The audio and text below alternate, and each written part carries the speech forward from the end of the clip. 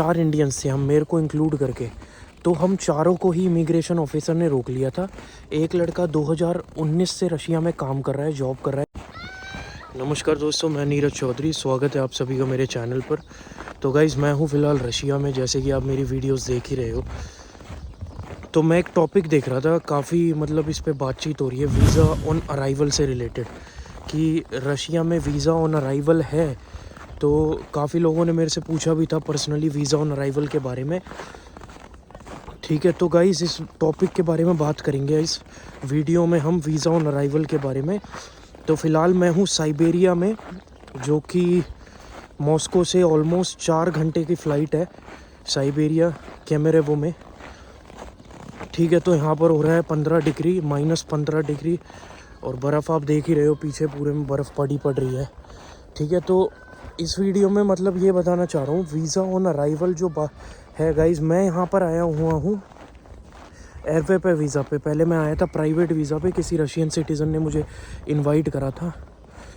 ठीक है, तो अब वीज़ा ऑन अराइवल की बात अगर मैं करूँ तो गाइज़ आराम से बैठ के बात करते हैं। थोड़ा मैं बैठने की जगह देख लो पूरे में बर्फ़ ही बर्फ़ हो रही है। ठीक है, हल्का सा बैठ के फिर इस बारे में बात करेंगे, इस टॉपिक में वीज़ा ऑन अराइवल की जो बातचीत है वो सारी क्लियर आउट करते हैं आज। तो भाई ठंड हो रही है, -15 डिग्री हो रहा है, और मैं मॉस्को से ऑलमोस्ट हूँ 3000-4000 किलोमीटर दूर। ठीक है, बाई फ़्लाइट ऑलमोस्ट 4 घंटे का टाइम लगता है। मॉस्को कैपिटल ऑफ रशिया है। तो गाइज़ अगर मैं वीज़ा ऑन अराइवल की बात करूँ तो वीज़ा ऑन अराइवल रशिया में अभी नहीं है। ठीक है, थोड़ी बहुत बातचीत चल रही है, आपने इंटरनेट पे देखा भी होगा कि 2025 से क्या बोलते हैं वीज़ा फ्री हो जाएगा रशिया टूरिस्ट वीज़ा के लिए, पर उसकी भी अभी कोई श्योरिटी नहीं है, पता नहीं कोई मिथ है या क्या है। तो श्योरिटी अभी कोई क्लियर आउट नहीं हुई है। ठीक है, तो अगर आप यहाँ टूरिस्ट वीज़ा पे आते हो तो मैक्सिमम आपको टूरिस्ट वीज़ा मिल जाएगा महीने तक का। ठीक है, मैक्सिमम महीने का अगर आप पेपर टूरिस्ट वीज़ा अप्लाई कर रहे हो तो वो आपको मिल जाएगा 15 दिन तक का। ठीक है, 15 डेज़ पेपर से, मैक्सिमम 15 डेज़, जिसमें आपको घर से ही वीज़ा मिल जाएगा। आपको वो पासपोर्ट ऑफिस जाने की कोई ज़रूरत नहीं है, पेपर वीज़ा होता है वो। तो यही सारी चीज़ें हैं गाइस। ठंड बहुत हो रही है इस टाइम पे। ठीक है, रशिया वैसे ही पॉपुलर है ठंड के लिए। तो क्या नाम है, टूरिस्ट वीज़ा भी, और एक और टॉपिक चल रहा है, टूरिस्ट वीज़ा आप कन्वर्ट करवा सकते हैं वर्क वीज़ा में। तो गाइज़ एज सच यहाँ पर कोई प्रोसीजर नहीं है, डिपेंड करता है आपकी कंपनी पर। अगर आपने जो कंपनी फाइंड करी है वो करवा पाती है कि नहीं। अभी जब मैं आया था तो फ़िलहाल अभी मैं गया हुआ था इंडिया 3 महीने के लिए, उसके बाद मैं रशिया आया हूँ दोबारा। ठीक है, तो रशिया में उसके बाद आया हूँ, तो मेरे को मेरी फ़्लाइट में थे, मैं आया था उज़्बेकिस्तान के थ्रू।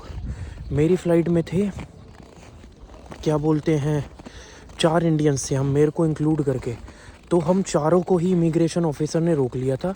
एक लड़का 2019 से रशिया में काम कर रहा है, जॉब कर रहा है याकुत्स्क में। ठीक है, उस तक को रोक लिया था।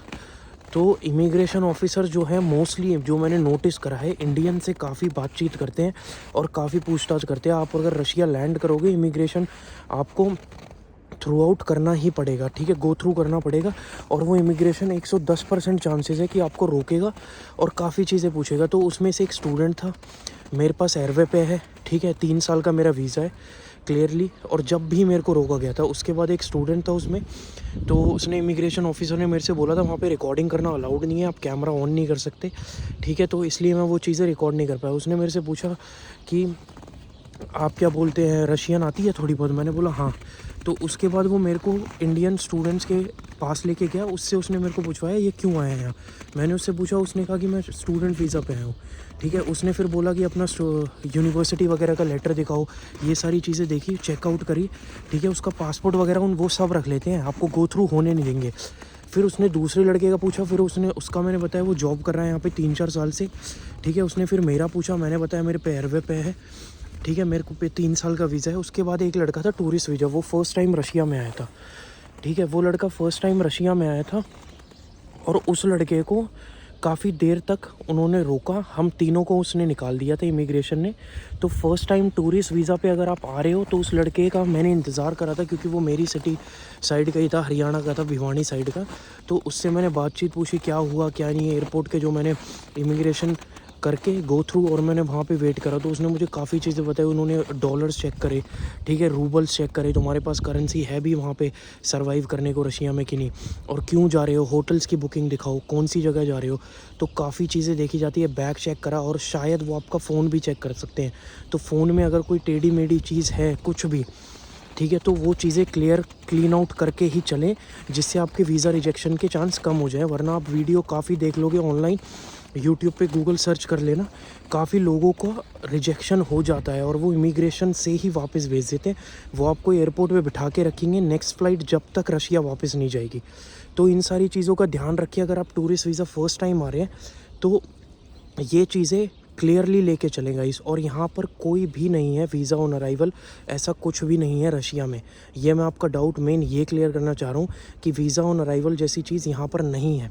आप टूरिस्ट वीज़ा लगा कर ही आ सकते हैं। टूरिस्ट वीज़ा या फिर प्राइवेट वीज़ा हो गया या फिर वर्क वीज़ा हो गया, तो ये सारी चीज़ें लगा कर ही आप यहाँ पर आ पाएंगे, ठीक है। वर्क वीज़ा वाले काफ़ी लोग मिले मेरे को फ़्लाइट में, पर वो ताशकंद से सीधा मॉस्को चले गए और मैं सीधा इस साइड आ गया, नोवोसिबिर्स्क। इस साइड हम सिर्फ 4 जने आए थे। तो ये कुछ मेन चीज़ें हैं गाइज़, ये हमेशा ध्यान रखना। टूरिस्ट वीज़ा में हमेशा 4-5 चीज़ें जो मैंने आपको बताई हैं लेकर ही चलना। फ़ोन को साफ़ रखना अपने को, हिस्ट्री वगैरह जो भी है क्लियर आउट चीज़ें, कुछ टेढ़ी मेढ़ी चीज़ें ना हो फ़ोन में, ठीक है। बैग में टेढ़ी मेढ़ी चीज़ें ना हो, बैग चेक होगा आपका, लगेज चेक होगा, सारी चीज़ होगी। डॉलर्स होने चाहिए आपके पास कि आप अपना खर्चा पानी खुद उठा सकते हैं रशिया में घुस के। तो ये कुछ चीज़ें हमेशा ध्यान रखना।